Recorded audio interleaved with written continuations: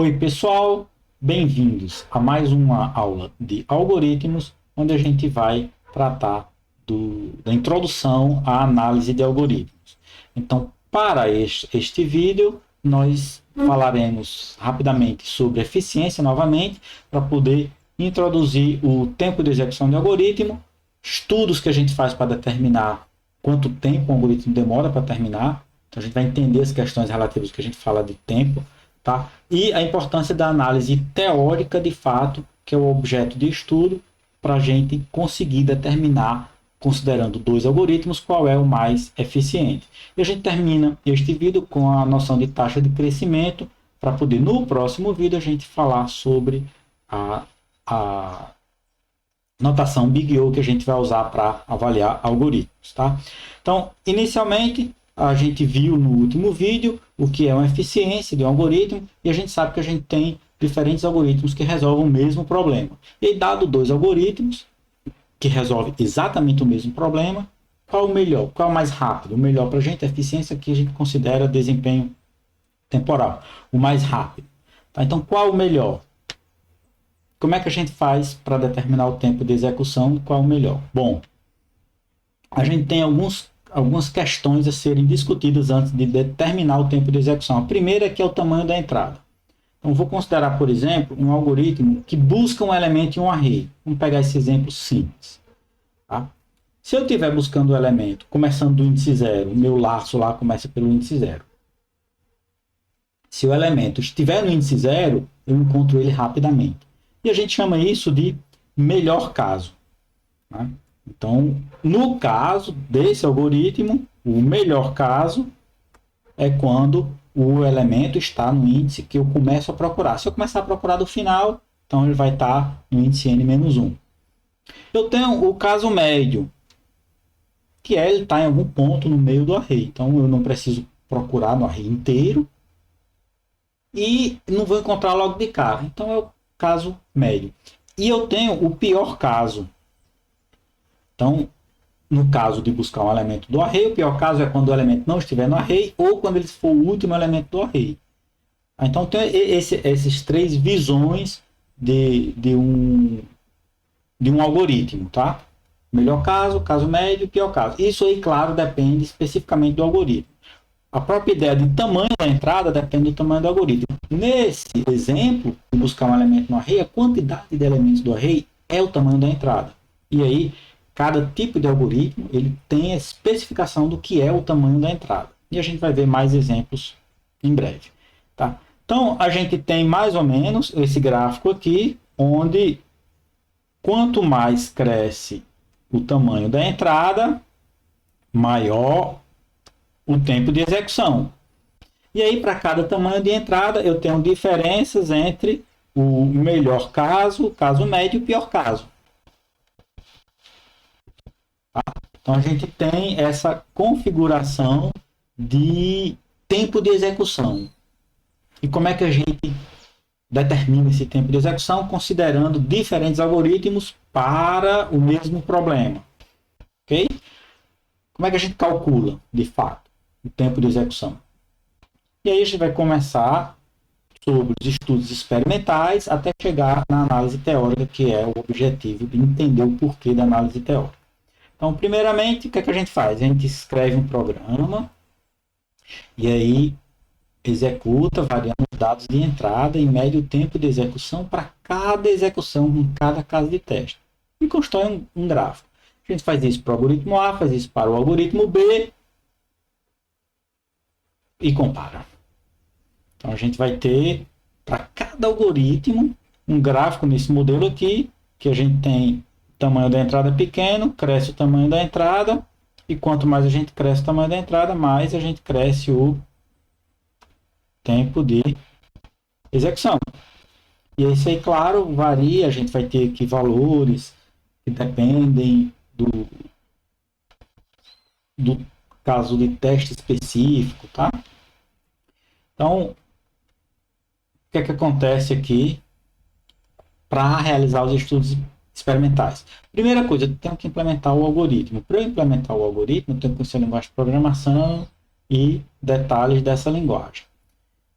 Os testes, eles podem ser incompletos. O que quer dizer teste incompleto? Tá? Eu não vou cobrir todos os casos. Tá? Vamos supor no caso do buscar um elemento do array para um tamanho lá X, um tamanho T do array, eu não considero, por algum motivo, esqueci ou foi gerado automaticamente, pior caso. Eu vou considerar só o melhor caso. Ou eu considero só o pior caso, eu considero o melhor. Então, eu não vou cobrir todos os casos de teste, eu não vou ter uma representação, um gráfico realista da execução do meu algoritmo, tá? E aí fica a pergunta, tá? Qual algoritmo para buscar o elemento no array e qual algoritmo para encontrar o maior elemento do array? A gente tem algumas questões aí que eu vou deixar em aberto por enquanto, a gente vai detalhar esses algoritmos nos próximos vídeos, mas imagine que para esses dois algoritmos o array está ordenado. Para o segundo algoritmo é trivial a resposta, né? Se o array está ordenado, é só pegar o último elemento que vai ser o maior. Aí isso aí tem diferença. Então a gente tem que ver as condições do algoritmo, a gente tem que ver como a gente implementa, e aí a gente pode realizar os testes para determinar qual é o melhor algoritmo. Então esse exemplo do algoritmo do array a gente vai usar inicialmente, depois a gente vai voltar para o número primo e o NDC que a gente viu no vídeo anterior. Ok?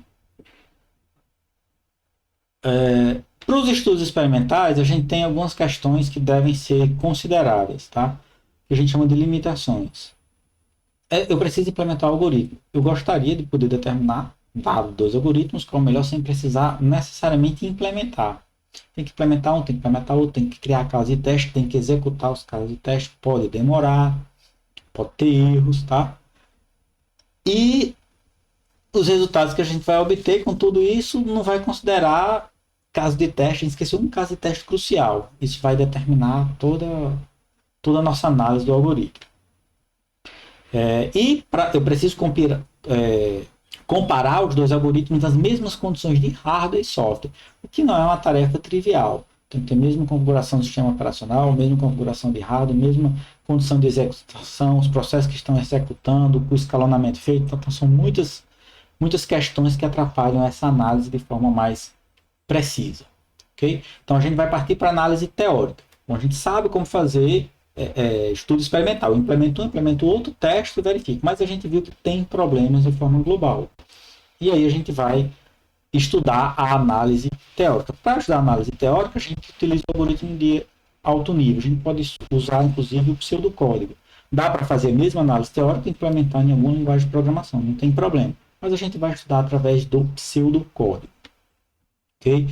E aí a gente vai caracterizar o tempo de execução a partir do tamanho da entrada.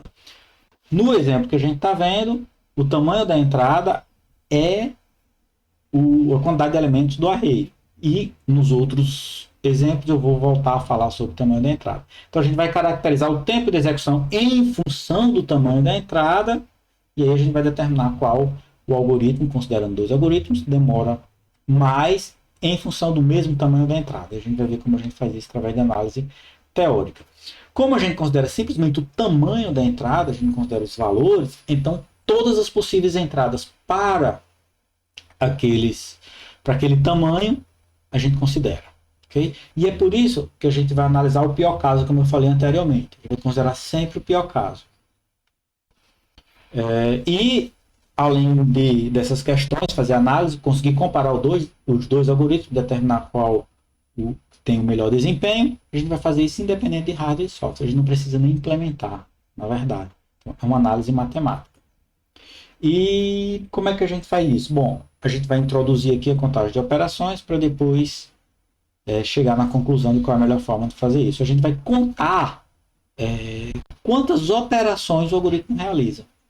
Uma por uma atribuição, uma soma, uma multiplicação, uma comparação. Então a gente conta as operações desse. O algoritmo realiza tantas operações. E você já deve perceber que a quantidade de operações realizada vai depender do tamanho da entrada. Por exemplo, no caso de percorrer um array para procurar um elemento, quanto maior for o array, mais vezes eu vou repetir aquelas operações. Tá?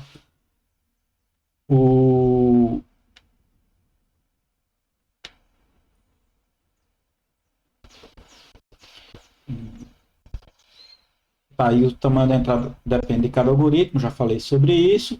A gente, para isso, vai falar sobre operações primitivas. Tá? Uma operação primitiva é uma operação que a gente identifica no pseudocódigo.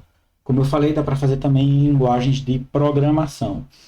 Então, a gente vai utilizar um pseudocódigo e a gente vai contar as operações. A definição exata do que é uma operação primitiva, ela não é importante, a gente vai ver, a gente pode abstrair a definição exata. De fato, quando o programa é compilado, ele vai ser gerado em linguagem de máquina e essas operações primitivas a gente pode ter um pouco a mais ou um pouco a menos. Então, a definição do que é uma operação primitiva, a gente pode relaxar. Tá? E aí, para cada operação, a gente considera que ela realiza em tempo constante. A gente vai chamar uma unidade de tempo. Essa unidade de tempo, a gente abstrai. É uma unidade de tempo. Cada operação realiza em uma unidade de tempo. Então, o que é uma operação primitiva? Uma atribuição, pegar um elemento do índice do array, chamar uma função, o retorno de uma função, uma soma, uma subtração, uma multiplicação, uma divisão. Então, tudo isso são operações primitivas, são as operações básicas que a gente consegue identificar no pseudocódigo e até mesmo na implementação em uma linguagem de programação. Ok? Considerando o maior elemento de um array, então coloquei o algoritmo em pseudocódigo, o algoritmo em si está nessa parte, o resto é declaração de entrada, saída, e as variáveis auxiliares. Então a gente pode identificar as operações primitivas. Como é que a gente identifica essas operações primitivas?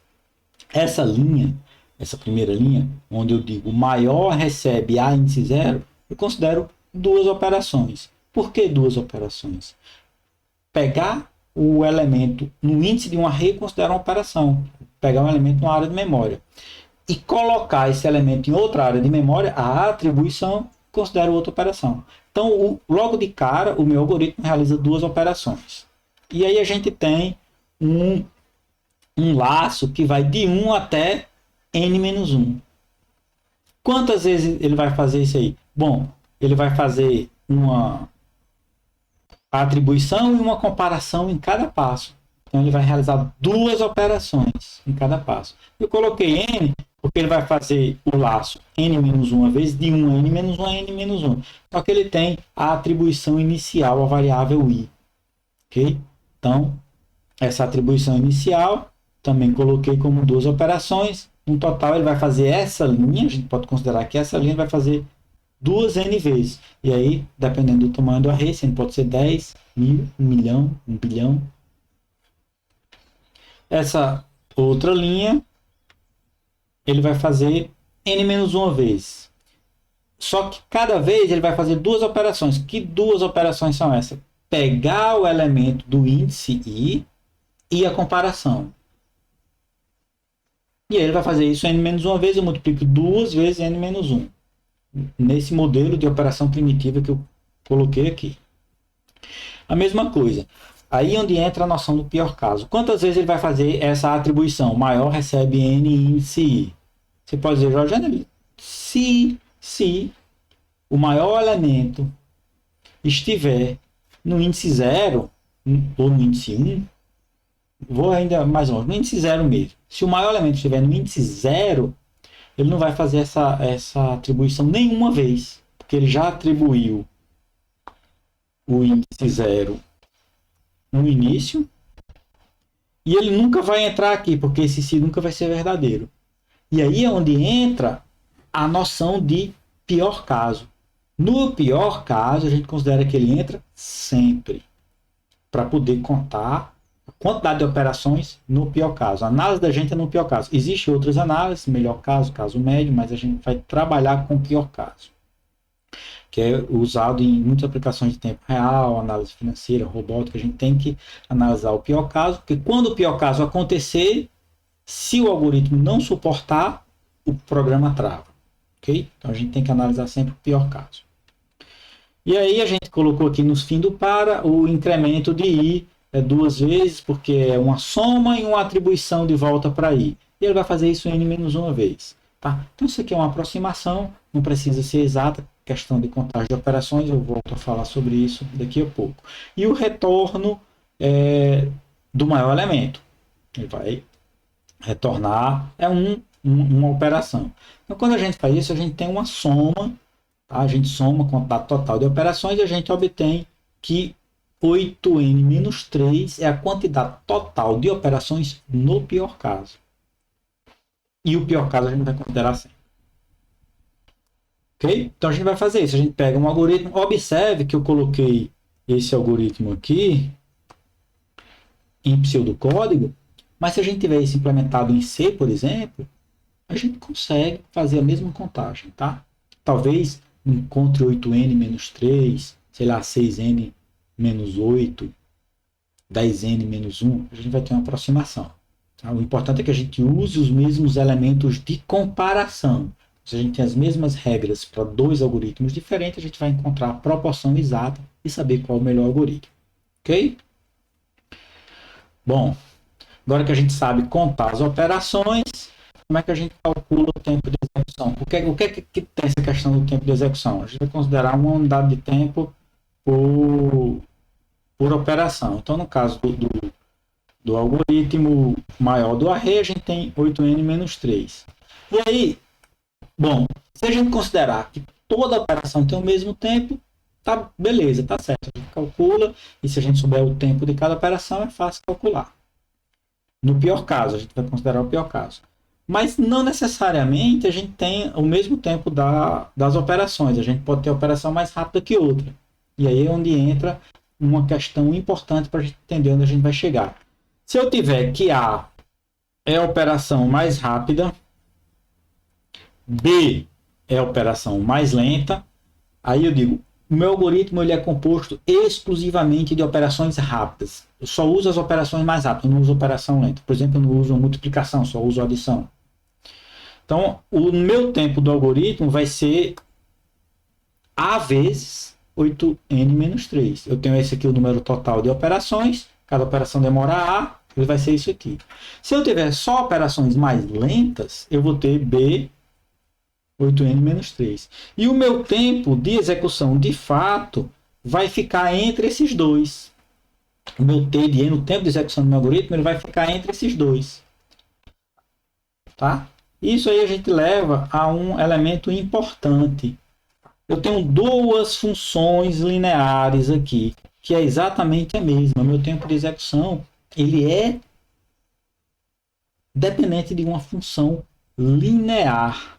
E isso é importante. Uma função linear quer dizer que o tempo de execução ele cresce linearmente com o crescimento do tamanho da entrada.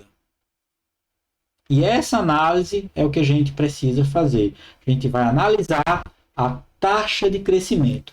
O que eu quero saber agora, então, é... Beleza, eu tenho dois algoritmos, eu tenho a noção do tamanho da entrada, e aí eu duplico o tamanho da entrada, o que é que acontece com o tempo de execução? Eu aumento em 1 o tamanho da entrada, o que é que acontece com o tempo de execução? E a taxa de crescimento vai informar isso para a gente. Ok? Quando a gente observa a taxa de crescimento, a gente tem algumas taxas de crescimento básicas, que são as funções básicas. Então, a gente tem a taxa de crescimento constante, na verdade não cresce, né? Eu posso aumentar a entrada, mas o meu tamanho vai ser constante. A gente vai ver algoritmos que tem taxa de crescimento constante. Linear foi o caso que a gente viu. Se eu aumento em 1, meu tamanho da entrada, eu vou aumentar em 1 meu tempo de execução, proporcionalmente em 1. Se eu duplicar o tamanho da entrada, eu vou duplicar o tempo de execução, porque é linear. E aí a gente tem as quadradas, cúbicas, exponenciais e logarítmicas. Essas logarítmicas são importantes, a gente vai estudar elas um pouco mais em detalhes dentro da análise de desempenho. Ok? Então, para vocês terem uma ideia, aqui a gente tem um gráfico onde eu tenho uma taxa de crescimento linear. O gráfico está em escala logarítmica. Por isso que a quadrática também está como uma reta e a cúbica também está como uma reta. Então, essa inclinação da reta indica a taxa de crescimento da função.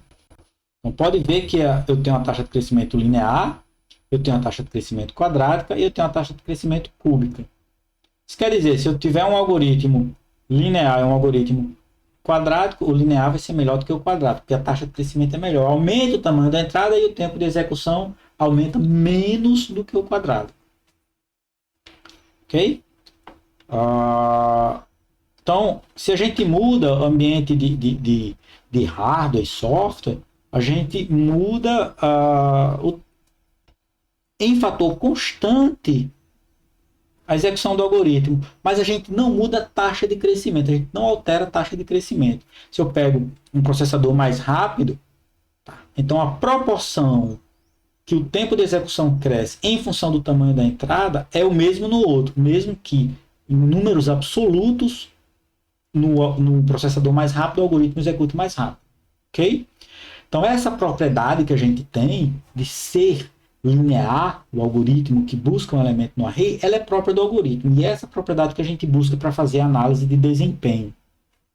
E aí tem algumas outras coisas interessantes, tá? Dependendo da função que a gente encontra, eu coloquei um exemplo aqui, para a gente detalhar depois, eu tenho uma taxa de crescimento linear e eu tenho uma taxa de crescimento quadrada, que é n ao quadrado. Ok? Então, eu encontrei essas duas quantidades de operações aqui. Observe que a partir de um determinado ponto, a quadrática sempre vai ser pior. Ok? E aí a gente determina as restrições do tamanho da entrada. A gente vai entrar em detalhes disso mais para frente. Mas o importante é que a função quadrática, ela, de forma global, possui um desempenho pior. Porque a partir desse ponto, ela sempre vai ser pior. Ok? Então a gente tem aí a linear e a quadrática, e o objetivo da gente vai ser determinar o desempenho do algoritmo a partir da sua taxa de crescimento. Para determinar o desempenho de algoritmo, a gente faz comparação a partir da taxa de crescimento. A gente vai estudar a notação Big O no próximo vídeo. Eu encontro com vocês. Até lá!